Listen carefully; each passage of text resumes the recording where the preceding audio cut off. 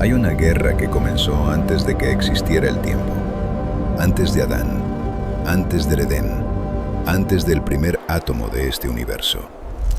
Una guerra que moldeó todo lo que ha pasado en la historia humana. Una guerra que explica por qué el mundo está como está, por qué hay caos, por qué hay maldad, por qué el plan de Dios tomó el camino que tomó. Y la Biblia habla de ella, no en metáforas, no en mitos. En texto, con nombres propios, cronología específica y consecuencias que todavía sentimos hoy. Pero hay un problema. La mayoría de lo que le enseñaron sobre esto está incompleto, o directamente mal, porque la historia no empieza con Lucifer cayendo del cielo en un destello de luz.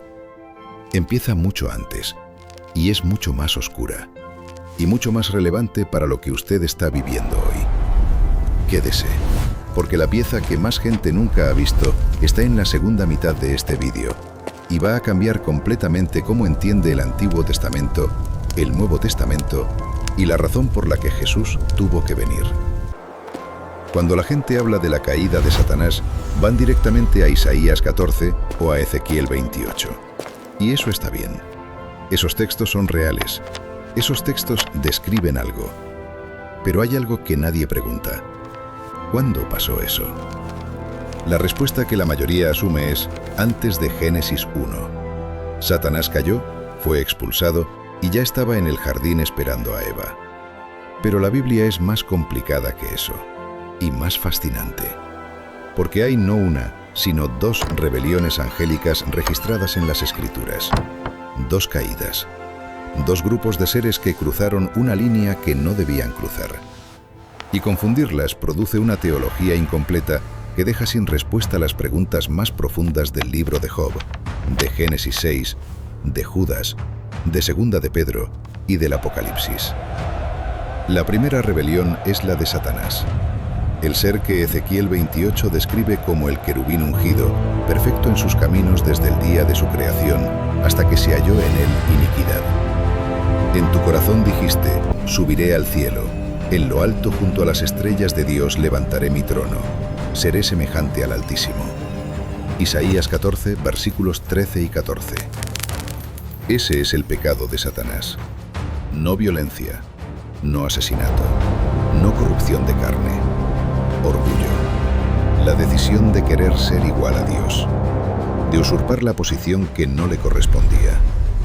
Y Jesús mismo lo vio caer. Yo veía a Satanás caer del cielo como un rayo. Lucas 10, 18. Ese es el origen del mal. Un ser de luz que eligió el orgullo. Y esa elección lo expulsó de la presencia de Dios. Pero esa no es la historia más oscura que la Biblia registra sobre ángeles rebeldes. Hay una segunda, y es peor. Génesis 6, versículos 1 al 4. Son 4 versículos. Apenas 4, pero concentran uno de los eventos más oscuros, más perturbadores y más teológicamente significativos de toda la historia bíblica.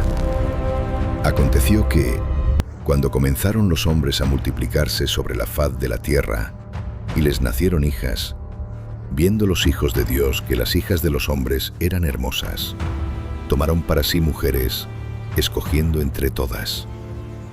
Génesis 6, versículos 1 y 2. Detente ahí.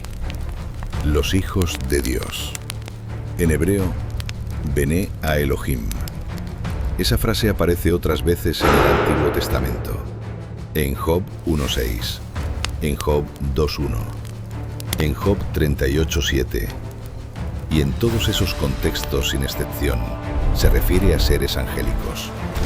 Seres celestiales que se presentan ante Dios, no a humanos, no a hijos de Set, a seres del orden sobrenatural. La Septuaginta, la traducción griega del Antiguo Testamento, usada en tiempos del Nuevo Testamento, traduce Bené a Elohim como ángeles de Dios.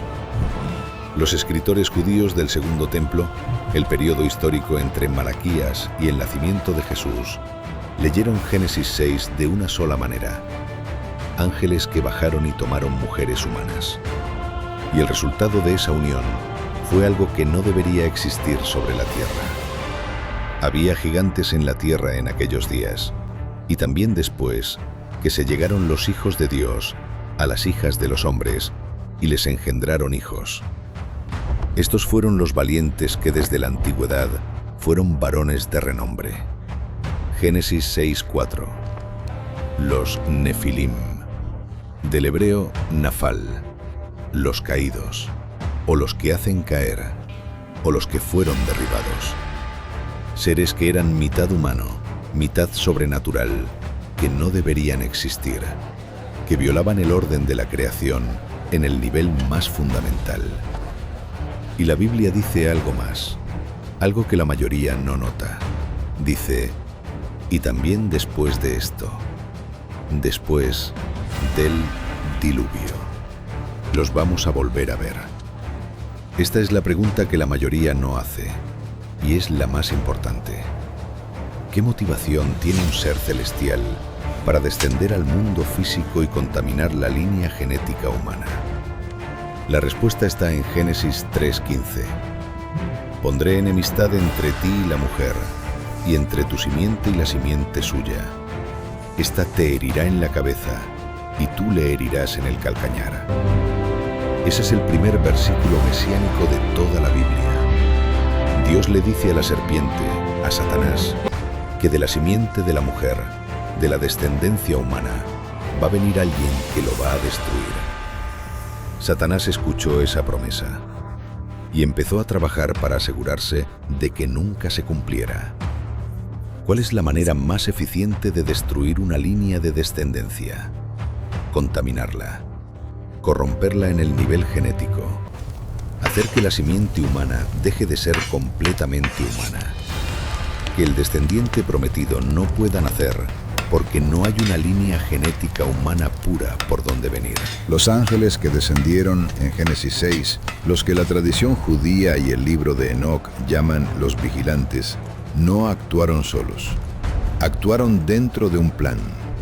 El texto de Génesis 6 ocurre inmediatamente antes de la descripción de la maldad total de la humanidad y inmediatamente antes del diluvio. La secuencia no es accidental. Génesis 6:9 dice algo sobre Noé que la mayoría traduce como un cumplido moral. Noé, varón justo, era perfecto en sus generaciones. Con Dios caminó Noé. Perfecto en sus generaciones. En hebreo, Tamim Bedorotav. La palabra Tamim no siempre significa moralmente intachable. Significa sin mancha, completo, sin mezcla. La misma palabra usada para los animales sin defecto del sistema sacrificial. La misma palabra usada para describir las ofrendas que Dios requería. Sin contaminación, sin mezcla, íntegros en su naturaleza. Los eruditos hebreos han señalado que esta frase sobre Noé podría referirse no solo a su carácter, sino a su genealogía, a que su línea genética era pura, no contaminada por la unión de los vigilantes con las hijas de los hombres. En un mundo donde la corrupción genética se estaba extendiendo, Noé representaba la preservación de la simiente a través de la cual tenía que venir el Mesías. El diluvio no fue solo un juicio moral, fue también un reinicio genético, una limpieza de la corrupción sobrenatural que los vigilantes habían introducido en la humanidad. Y los vigilantes pagaron un precio específico por lo que hicieron. Segunda de Pedro 2:4 y Judas 6 hablan de un grupo de ángeles que no conservaron su dignidad, sino que abandonaron su propia morada, y a quienes Dios tiene guardados bajo oscuridad en prisiones eternas para el juicio del gran día. Dios no perdonó a los ángeles que pecaron, sino que arrojándolos al infierno, los entregó a prisiones de oscuridad para ser reservados al juicio. Segunda de Pedro 2:4. La palabra griega usada en ese versículo para el lugar donde fueron enviados es Tártaro, no Hades, no Gegena, Tártaro, el nivel más profundo de confinamiento en la cosmología griega y judía, el lugar de castigo para transgresiones de una gravedad extraordinaria. Esto no es el destino ordinario de los demonios que se mencionan en los evangelios. Esos demonios andan sueltos, pueden poseer personas, le piden a Jesús que no los envíe al abismo. Estos no. Estos están encadenados, confinados, reservados para un juicio específico. La transgresión de los vigilantes fue tan grave que recibió un castigo inmediato que lo saca de la ecuación hasta el juicio final. Pero el daño ya estaba hecho. Y aunque el diluvio eliminó a los nefilim originales, quedó algo. Esas 4 palabras de Génesis 6:4 que nadie suele notar. Y también después de esto. Deuteronomio 32:8 es uno de los versículos más importantes y menos conocidos de toda la Torá.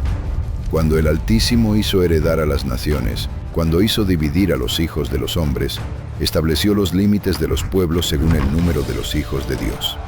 Eso cambia todo. Significa que cuando Dios dividió las naciones, asignó a cada nación un ser celestial responsable de ella. Los hijos de Dios como gobernadores sobrenaturales de los pueblos de la tierra. Y Deuteronomio 4:19 y 29:26 sugieren que esos mismos seres se convirtieron en los dioses que las naciones terminaron adorando. Los dioses de los cananeos, de los babilonios, de los egipcios, no eran imaginaciones humanas. Eran seres reales, ángeles rebeldes, que aceptaron la adoración que solo le correspondía a Dios. El Salmo 82 es una corte celestial, Dios juzgando a los seres divinos que gobernaban las naciones y que habían corrompido su misión. Dios se levanta en el consejo divino, en medio de los dioses juzga. Yo dije, vosotros sois dioses, pero como hombres moriréis, y como cualquiera de los príncipes caeréis. Salmo 82, versículos 1, 6 y 7. Los gigantes que Israel iba a enfrentar en Canaán no eran soldados grandes. Eran el resultado físico de una conspiración sobrenatural que llevaba siglos operando.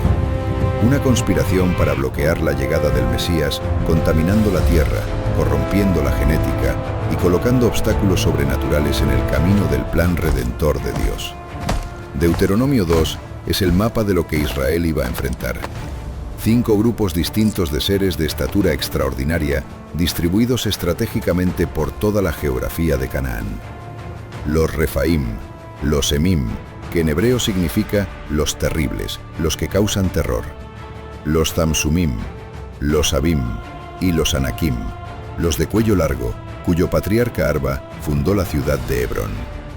Hebrón, la ciudad donde estaban enterrados Abraham, Isaac, Jacob y sus esposas. La ciudad que era la cuna de toda la historia patriarcal de Israel. Y los gigantes vivían ahí, precisamente ahí, no era accidental.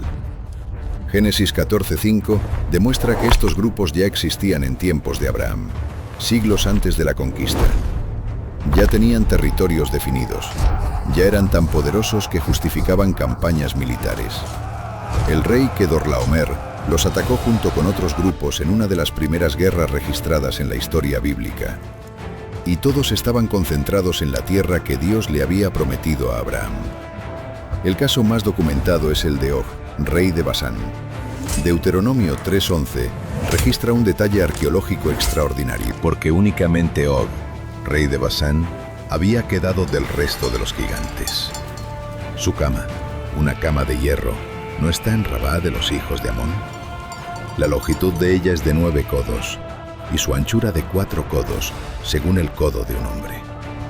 9 codos de largo, aproximadamente 4 metros con 50 centímetros.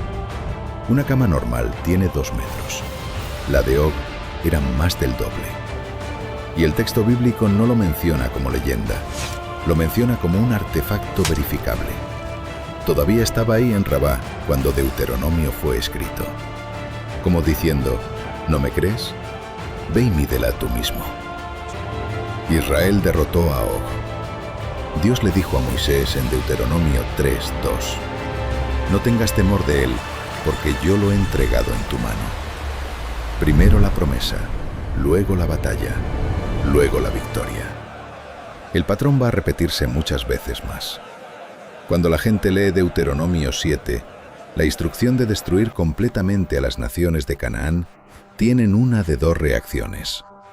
O la aceptan sin pensarla, o se escandalizan y concluyen que no pueden reconciliar ese texto con el Dios de amor del Nuevo Testamento. Ambas reacciones vienen del mismo problema: leer el texto sin el contexto completo. Porque cuando entiendes lo que eran esas naciones, lo que hacían, lo que representaban en el conflicto cósmico que llevaba milenios desarrollándose, la orden de Dios no suena a genocidio arbitrario. Suena a lo que es: el acto final de una justicia que esperó 400 años para ejecutarse. Primera razón: el juicio acumulado de 400 años. Génesis 15:16 es explícito. Dios le dice a Abraham: en la cuarta generación volverán acá, porque aún no ha llegado a su colmo la maldad del amorreo. Dios veía lo que estaba pasando en Canaán. Lo había visto por generaciones. Y esperó. 400 años de paciencia. 400 años de oportunidad para cambiar.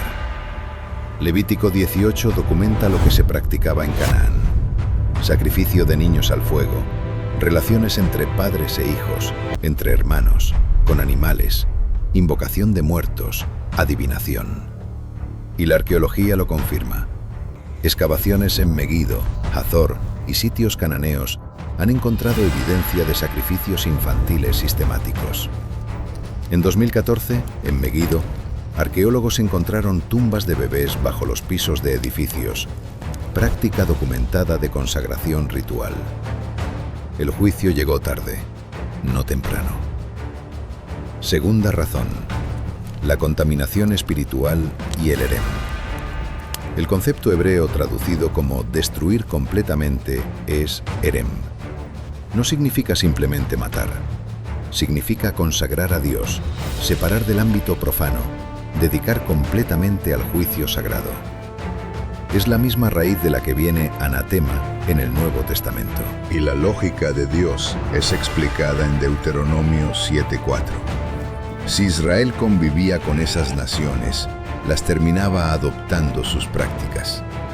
No como hipótesis, como certeza basada en el conocimiento perfecto de la naturaleza humana.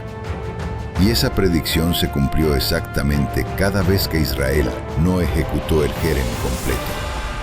El libro de Jueces es el registro doloroso de ese ciclo. Obediencia incompleta, adopción de los dioses cananeos, opresión, clamor, liberación y de nuevo al principio. 7 veces. Salomón, el hombre más sabio que existió, terminó construyendo altares a Quemos y a Moloch, exactamente los dioses de los pueblos que Israel debería haber eliminado. Tercera razón: la protección de la línea mesiánica. Desde Génesis 3:15 había una línea de descendencia que tenía que llegar intacta hasta su destino. Abraham, Isaac, Jacob, Judá, Boaz, Isaí, David, Salomón y finalmente, después de 42 generaciones, Jesús de Nazaret. Los gigantes estratégicamente posicionados en Canaán no eran simplemente enemigos militares. Eran una barrera activa en esa línea, colocada ahí para interrumpir lo que Génesis 3:15 había prometido. La orden de Josué de destruir a los gigantes de Canaán y el nacimiento de Jesús en Belén están conectados por un hilo directo que atraviesa siglos.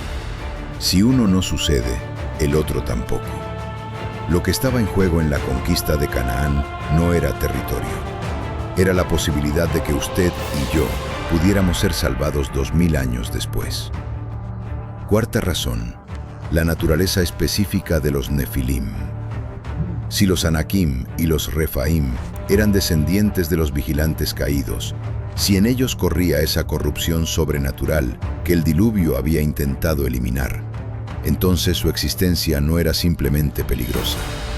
Era una aberración que Dios había decretado que no debía continuar sobre la faz de la tierra. La conquista de Canaán fue el segundo juicio sobre esa corrupción y, a diferencia del diluvio, fue selectivo, gradual, ejecutado por mano humana con instrucción divina.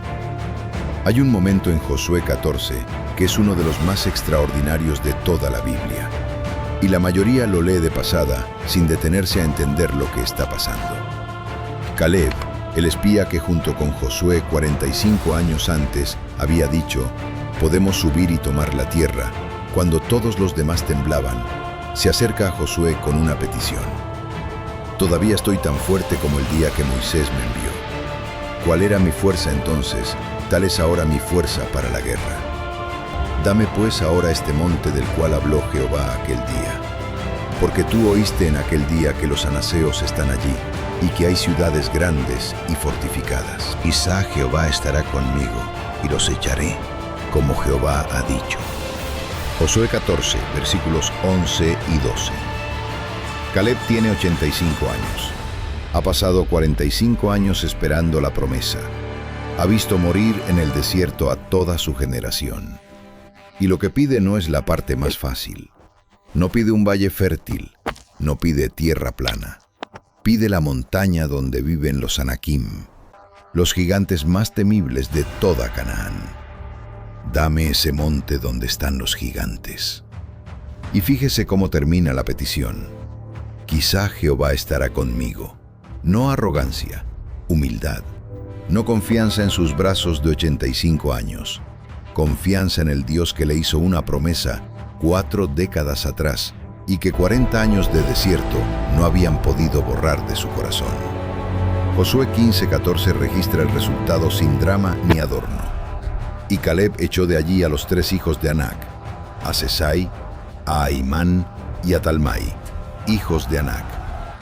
Esos 3 nombres, Sesai, Ahimán y Talmai, son exactamente los mismos 3 nombres que Números 13:22 había registrado 45 años antes, cuando los espías los vieron y temblaron.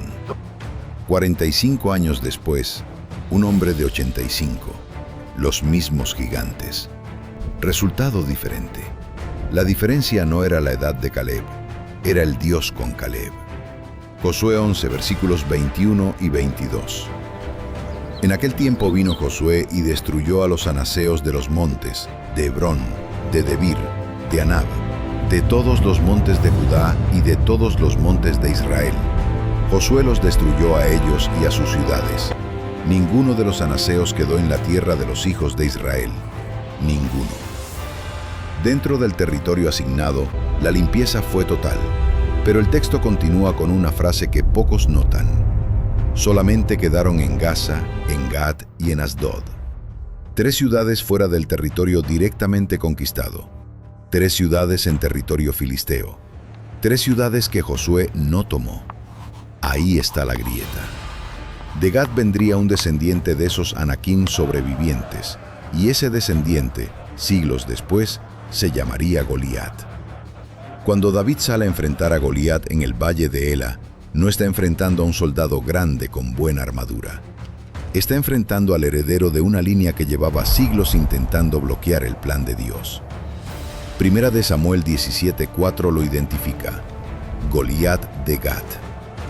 La misma ciudad donde Josué 11:22 registró que quedaron los Anakim sobrevivientes. Segunda Samuel 21:22 lo confirma con genealogía específica. Estos 4 eran del linaje de los gigantes, del linaje de los Refaim, de los Anakim, de los Nefilim. Y David le dice a Goliat algo que no es arrogancia juvenil. Es una declaración teológica. Tú vienes a mí con espada y lanza y jabalina, mas yo vengo a ti en el nombre de Jehová de los ejércitos, el Dios de los escuadrones de Israel, a quien tú has provocado. Primera de Samuel 17:45. David entendía que no estaba en un duelo militar. Estaba en la continuación de una guerra que había comenzado en el cielo. La piedra voló. El gigante cayó. Y segunda Samuel 21 registra 4 batallas más, donde los valientes de David terminaron con los últimos descendientes de Gat. Caleb terminó con los Anakim de Hebrón. Josué limpió los montes de Israel. Y los siervos de David terminaron en 4 batallas lo que Josué había dejado incompleto en las ciudades filisteas. La guerra contra los Nefilim terminó con David, no por accidente. Terminó porque cada vez que apareció uno, Dios proveyó al campeón exacto en el momento exacto. Si observa toda esta historia desde afuera, ve un patrón que se repite sin excepción. Primero viene la promesa de Dios. Luego viene el obstáculo sobrenatural diseñado para que esa promesa no se cumpla. Luego viene el ser humano que tiene que tomar una decisión de fe. Y finalmente viene la victoria que solo es posible porque Dios estuvo en ella. Abraham recibió la promesa. Los gigantes de Canaán eran el obstáculo. Siglos después, Josué y Caleb tomaron la decisión y la victoria llegó exactamente como Dios había dicho 400 años antes. David recibió la unción. Goliat era el obstáculo. David tomó la honda y las 5 piedras y el gigante cayó. La estructura no ha cambiado. Todos tienen uno. No tiene 4,50 metros de altura. No tiene armadura de 57 kilos. Pero se siente igual de invencible cuando lo tiene enfrente. Puede ser un diagnóstico médico que parece una sentencia. Una deuda que no tiene salida visible. Una adicción que lleva años ganando todas las batallas. Una relación rota que parece irreparable. Un miedo que lleva décadas instalado en su interior. Y en algún momento de esa lucha, todos hemos tenido el pensamiento de los 10 espías en Números 13. No podemos subir contra ese pueblo. Somos como langostas. Pero hay 3 imágenes de esta historia que quiero que se lleve. La primera es Caleb. No el Caleb de los 40 años que acaba de ver el Mar Rojo abrirse. El Caleb de los 85, que ha esperado 45 años sin ver la promesa cumplirse, que ha visto morir a toda su generación y que al final de esa espera, en lugar de pedir la parte más fácil, pide la más difícil. Dame ese monte donde están los gigantes. Y termina con, quizá Jehová estará conmigo. No arrogancia, humildad. No confianza en sus propios brazos. Confianza en el Dios que hizo una promesa y que 45 años de desierto no pudieron hacer olvidar. La fe que resiste el tiempo es la que vale. La segunda es David, que no llegó al valle de Ela sin historia previa. Llegó con el registro del oso y del león que ya había vencido con la ayuda de Dios. No subestime las batallas pequeñas que ya ganó. Cada una fue entrenamiento. El mismo Dios que estuvo con usted entonces está con usted ahora. La tercera es la más importante de todas. Josué 14:15 termina con una frase que me parece una de las más bellas del Antiguo Testamento. Y la tierra descansó de la guerra. La tierra descansó. Después de siglos de conflicto, después de generaciones de lucha, después de los vigilantes y los nefilim, y los reyes gigantes y las ciudades amuralladas hasta el cielo, hubo un momento en que la tierra descansó. Ese descanso fue el fruto de la fidelidad de Dios a una promesa de 400 años. Él no olvidó lo que le prometió a Abraham. No se apresuró cuando el mundo esperaba que actuara. No se rindió cuando los obstáculos parecían insuperables. Cumplió exactamente lo que había dicho en el tiempo exacto que había determinado, con el pueblo exacto que había elegido. La guerra comenzó en el cielo, pasó por el jardín del Edén, se manifestó en las llanuras de Canaán y tuvo su resolución definitiva en una colina fuera de Jerusalén, donde un hombre llamado Jesús dijo las mismas palabras que Josué dijera siglos antes, pero con un alcance infinitamente mayor. Consumado es. Juan 19:30. Tetelestai, terminado, sellado, completo. La simiente de la mujer aplastó la cabeza de la serpiente, exactamente como Génesis 3:15 había prometido. No fue accidente, no fue improvisación. Fue un plan que Dios había estado ejecutando a través de cada gigante caído, cada promesa cumplida, cada campeón levantado en el momento exacto. Sea cual sea el gigante que tiene frente a usted hoy, el Dios que destruyó a los nefilim de Canaán, que sostuvo a Caleb por 45 años, que puso a David frente a Goliat con una honda y 5 piedras, no ha cambiado. Y su promesa para usted no ha caducado.